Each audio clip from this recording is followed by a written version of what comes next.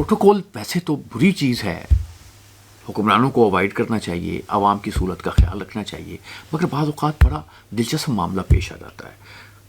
Doctor Safdar Mahmood صاحب بتایا کرتے تھے کہ ایک دفعہ مراج خالد صاحب جب وہ پرائم منسٹر تھے، وہ ایئرپورٹ پر پہنچے اور وہ پروٹوکول کا خیال نہیں رکھتے تھے، عام سیٹ پہ سفر کرتے تھے۔ انہوں نے اپنا بورڈنگ کارڈ پکڑا اور پکڑ کے انہوں نے چلنا شروع کر دیا، اور چلتے ایک جہاز میں گئے اور اس جہاز میں جا کے سوار ہوئے اور جا کے اپنی جو سیٹ تھی اس پہ جب پہنچے تو سیٹ نمبر دیکھا تو وہاں پہ کوئی صاحب بیٹھے ہوئے تھے۔ انہوں نے تھوڑا سا ڈانٹا لوگوں کو، جو کہ ان کی عادت نہیں تھی۔ لوگ اکٹھے ہو گئے، جو عملہ تھا انہوں نے کہا کہ دیکھو تم پرائم منسٹر کے ساتھ یہ کر رہے ہو، عام سوال لوگوں کے ساتھ کیا کر رہے ہو، کہ یہ میری سیٹ ہے اور تم نے انہیں دی ہوئی ہے۔ تو وہ جو افسر تھے انہوں نے تھوڑا سا اپنے آپ کو اکٹھا کیا اور کہا سر بورڈنگ پاس دکھائیں۔ انہوں نے ان کا بورڈنگ پاس دیکھا، اس کے بعد انہوں نے مسافر کا بورڈنگ پاس دیکھا۔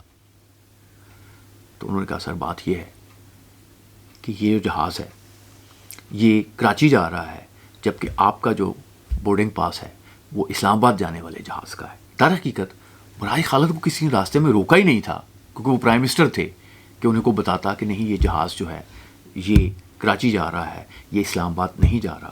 بعض اوقات پروٹوکول جو ہوتا ہے یہ معاملات کو بہتر بھی کرتا ہے اور سہولت بھی پیدا کرتا ہے۔